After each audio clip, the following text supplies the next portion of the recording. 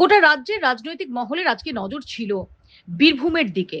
কারণ সেখানে যে কোর কমিটির বৈঠক ছিল, সেই বৈঠকেই নির্ধারিত হওয়ার কথা ছিল যে তৃণমূল কংগ্রেসের বীরভূম জেলা নেতৃত্বের হ্রাস কার হাতে থাকবে। অত্যন্ত গুরুত্বপূর্ণ এই কোর কমিটির বৈঠকে অবশেষে তৃণমূল কংগ্রেসের কোর বিতর্কের অবসান মিটল। অনুব্রত মণ্ডলী ক্যাপ্টেন, কোর কমিটি অনুব্রত মণ্ডলের সঙ্গে সমন্বয় রেখেই কাজকর্ম চালিয়ে যাবে, এমনটা জানিয়েছেন এই কোর কমিটির আহ্বায়ক বিকাশ রায়চৌধুরী।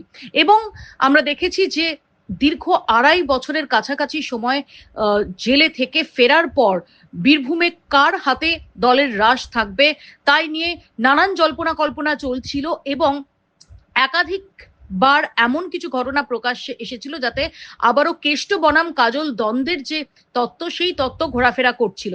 অবশেষে সেই জল্পনায় জবনিকা পড়লো, এবং যেটা জানা যাচ্ছে যে মুখ্যমন্ত্রী তিনি জানিয়ে দিয়েছেন যে অনুব্রত মণ্ডলের হাতেই থাকবে বীরভূম জেলা তৃণমূলের নেতৃত্ব, এবং কোর কমিটি অনুব্রত মণ্ডলের সঙ্গে সমন্বয় রেখেই তারা কাজ করে যাবেন। 15ই ডিসেম্বর কোর কমিটির দ্বিতীয় বৈঠক হবে বলে জানা যাচ্ছে, এবং এই কোর কমিটির বৈঠকের পর মুখ্যমন্ত্রী তথা তৃণমূল সুপ্রিমো মমতা বন্দ্যোপাধ্যায় তিনি নিজে এই বৈঠকে কি হলো তাই নিয়ে খোঁজ খবর করেন, এবং সেখানেও তিনি একথা জানিয়ে দেন বলে আমরা জানতে পারছি।